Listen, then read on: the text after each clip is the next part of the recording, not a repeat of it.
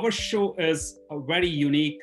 We bring futurists who have seen the past and able to execute in past too. And we have a very special guest today, Mr. Naren Gupta. Naren is Silicon Valley legend. He has started several companies, helped several entrepreneurs, did a lot of phenomenal work. I can tell you a lot about him, but I don't want to take too much time because we have only 30 minutes. But before I invite him on our show, those who may not know him, he is one of the investors in Snapdeal, PubMatic, Amcheck. He picked very unique companies. He has a very interesting investment philosophy. He finds entrepreneurs mostly based out of India and who understand the international market, or at least their product has potential in international market. And he has a very hands-on approach as compared to other VCs. So let's talk to him and let's discuss what is his predictions for the future, especially in today's time. Naren, welcome to our show. Thank you, Sanjiv. Looking forward. So, our first question is always, do you have any confession for our audience? I hope you are prepared. Well, I'll tell you something, Sanjiv. I have made more mistakes in my life than almost anybody I know. And, it is out of those mistakes come the greatest things. It's like a lot of the discoveries, if you go back, X-rays and, radioactivity and so on, came out of mistakes in the lab. So my confession is, please don't hang me for my mistakes. Hopefully I did enough good things. People who know me closely, know how many dumb things I do. The world sees only the good things I do, fortunately. So it's been all a very good life. I'm a big fan of yours, and thank you very much for being on the board of IIT Delhi Excellence Foundation. Under your guidance and leadership, team is doing a pretty good job. This year is really tough year for all of us. So we are working really hard. So thanks for your support. We will talk some other time what IIT Delhi is doing around this time, especially around the COVID-19. There are a lot of challenges India has. So coming back to the kind of investments you have done. So I find you are a big fan of open source. Why? Yes. Well, the technology till about 20 years ago touched only the Western world, the rich world. But the needs are the greatest in the developing markets, and really for the 7 billion people who have not been affected by technology. And that is where open source comes in. It gives everybody to participate in the benefits of technology. People can try things before they buy. And I'm a big believer that when you build products that serve 7 billion people instead of 700 million or 70 million, you will ultimately make money. But more importantly, you'll have a bigger impact. And that is the core of what we do with open source. We want to democratize technology. And that's the only way I see to do it. So it's very, very close to the conversation I had last week with Sam Petroda. And we talked about most smartest people are busy solving rich people problem because they can pay. Nobody is really thinking about the problem of the people who may be able to pay, but not the kind of money they want to charge. So it is very refreshing. And I'm a big fan of the open source, what work it is doing. So let's talk a little bit about the COVID-19 situation and which of your company is doing some work in that area, or those platforms can be leveraged. Can you talk a little bit about that? Because you know exactly what's going on and major problems we are dealing with today, globally, not only India. Right. Let me kind of answer the first question. First of all, I believe the past was about serving rich people. The future is about serving everybody. Mm-hmm. The reality is that the underperforming poor economies are growing faster. Africa is going to be one of the fastest growing continent in the next 25 years, even faster than Asia, for a variety of reasons. So I think we have seen the past, but we need to be prepared for the future. Now, COVID-19, there are a lot of challenges. India is going through one of the worst human crises in decades, in my opinion.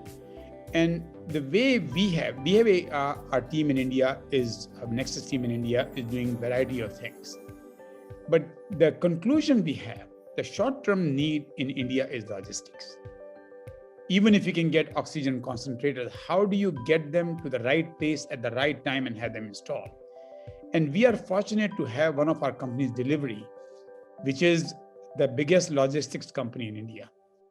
And those leaders in that company, Sahil Barua, who is the CEO, came to us and said that his conscience says we must direct all our resources to addressing the COVID crisis right now, even if it means a complete loss of revenue for us for some period of time.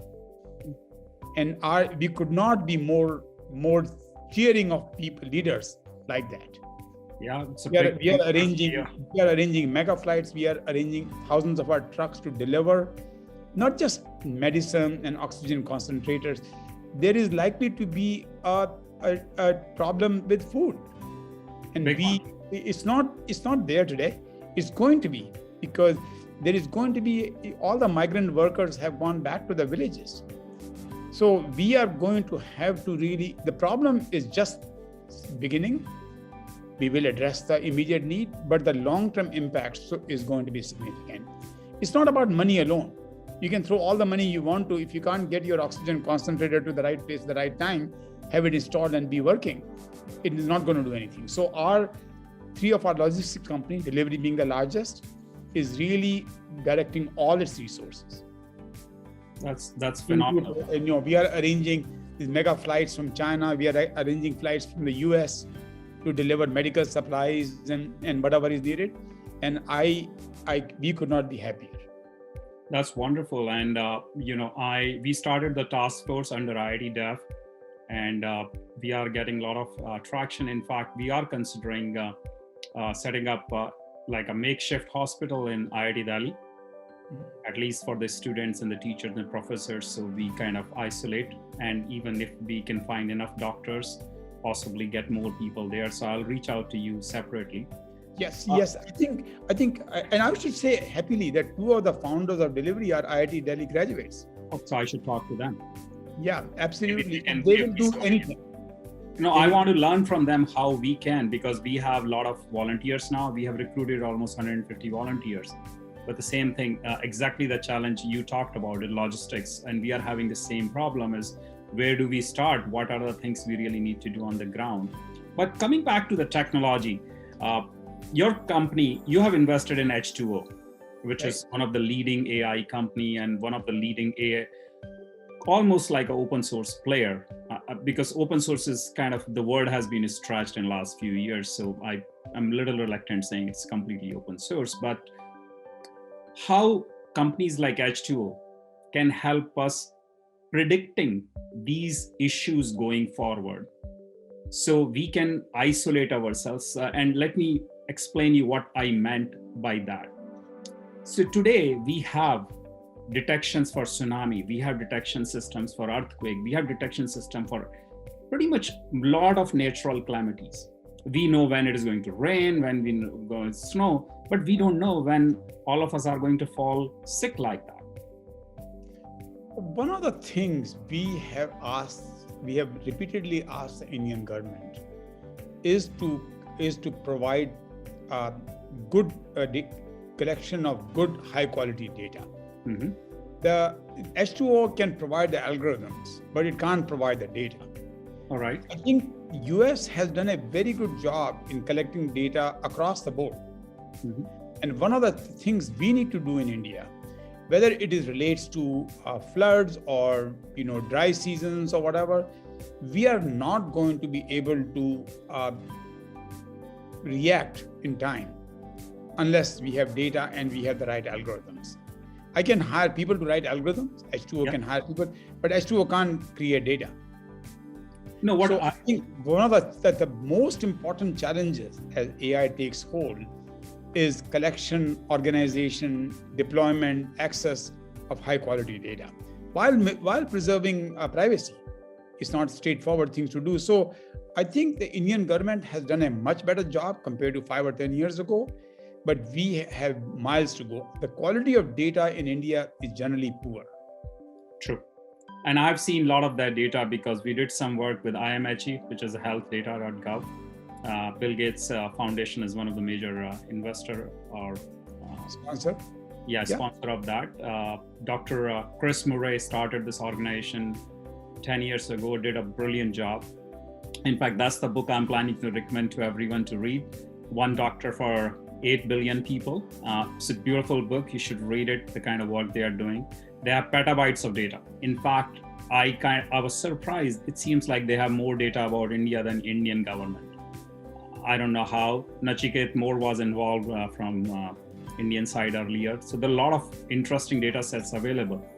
My question and ask Naren is, we have built these warning systems for the natural calamities, and we are perfecting it. How can someone or organization like H2O, you have brilliant thinkers in a lot of your companies. They can create this kind of infrastructure, more like a cloud infrastructure, which is more like an open source infrastructure, where all the countries can bring their data and anonymize it, but still we can find these warnings like COVID-19, these different strain traveling from this place to this place.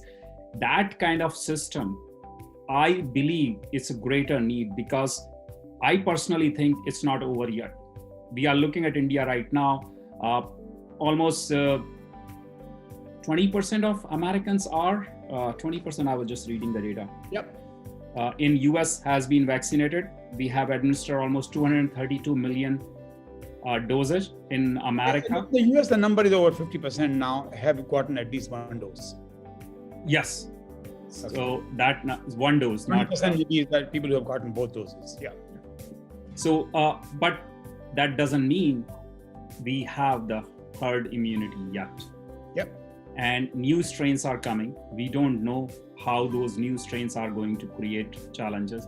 And COVID is just the beginning of these new kind of diseases, in my understanding.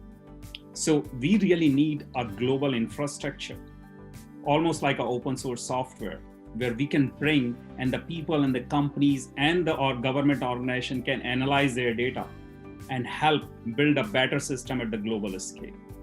What do you think about that? I think that's going to be essential, because COVID does not know national or continental boundaries. Today, people are traveling from everywhere to everywhere. And even if COVID is conquered, as you said, there will be new strains of COVID or new kinds of diseases. So I think it's going to be incumbent upon us, and maybe incumbent upon the UN, to bring people together, not just for the greater good, but for the good of everybody, every citizen of their own country. I believe it's going to happen. I think we have learned a lesson. I hope we have learned a lesson. I think we are completely unprepared for what happened. I think we were completely uncooperating with each other. We were not cooperating. We don't know what the source of COVID is still. I think that's all that is going to be something hopefully we'll learn. And I think the sooner we start building this infrastructure, the better off we are all going to be. But I believe in the human race ability to learn, at least a little bit. So we'll see what happens in the next few years. I think one of the post-COVID thing is going to be early warning system. And early warning system is going to be both global and local. The reality is, if we had acted on early identifying hotspots and do local lockdowns and taken more stronger action in India particularly, the situation would not be that much out of control that we have right now. The other part of it is just the how far we have come in drug design. The whole mRNA is basically fundamentally a digital technology. Yeah. You can take one part of the gene and plug something else in. I think that is another area which I believe AI will play a massive role. When you convert the problem into a digital problem and be able to predict the kind of mRNA gene sequences you need, you're going to see a revolution in how some of these things are addressed. I'm an optimistic guy. I guess you have to be an optimist. So am I. And Naren, we are going to solve this problem one way or the other. I personally believe this problem is not just for governments to solve, because when people talk about it and I say, really, who is government? It's us. We are the one who elected them. We are the one who are involved. And if we don't take actions, it's not going to happen. So criticizing a government leader, just one guy, doesn't make any sense. That's right. So we all have to join hands. They're trying their best. I mean, we have challenges in the US. Yeah. There is a significant percentage of population that doesn't want to get vaccinated. And I just don't understand what the logic is, but you have to respect people's individual feelings. So if I want to start, or if our audience wants to start building a system like that, early warning system or early health warning system, where do they start? Do you have some ideas and suggestions for them? I would say focus on how you collect and organize data. Yeah. Algorithms will come. And algorithm can be done in a short period of time. But the thing about data is, if you don't capture it while it is there, it is lost forever. So I think, to me, the most important thing you do is capture the data and organize. Yeah, find the easiest, cheapest way to capture the data. So I always talk a little bit about the personal side. I know today's topic and the situation is hard pressing, so I couldn't talk, but it'll be nice for our audience to know a little bit about your background, what you like, where you grew up, and how you got here. Well, I grew up in Delhi, and I only lived in Delhi, and then I was at Caltech for a year, so I lived in the LA area for a year, and I have been in the Bay Area since 1970, over 50 years. And it's always one step at a time. My basic motto in life is, every day I come to work or I do my work and I ask myself, what is the best I can do to make the most contribution to my organization, to society in general. And the progress looks slow on a day-to-day basis, but over years and decades, it can, you can build mountains. So Naren, just changing the topic from the audience, India has this concept of big metros, huge cities, which are pretty hard to manage. Yeah. And in America, you and me saw the cities are divided far more manageable, and they're a little bit better structure around it. And the civic sense is there. There's a lot more you can do. What do you think about that? Well, I think the urbanization has a lot of challenges across the board. And it is environmentally generally quite bad. It is, by and large, even the US cities, some of the cities are not manageable, LA being one of them. Traffic is bad and stuff like that. It sort of works. There are some advantages to the cities, but I think the future is going to be about bringing about economic growth while reducing the need for people to come to big cities. Not an easy thing to do. I think Prime Minister Modi has worked on a lot of initiatives, building access to villages, providing them mechanisms to make good living there. So I don't believe that 50 years from now, the big cities will be very different. Any parting thoughts for our audience? Live your dream. Basically, I would say that, don't feel compelled to be a success in a month or a year or whatever. Just do the right thing every day. And make life fun. I probably have the most fun life of everybody. I've traveled all over the place, and I'm one of the very good bridge players. It is such a thinking game. So live your dream, but don't get too impatient. But also don't kick back too much. Just go for it. Take your chances. Yeah, right. The fun is in putting up a good fight. Naren, I can't thank you enough for your time today.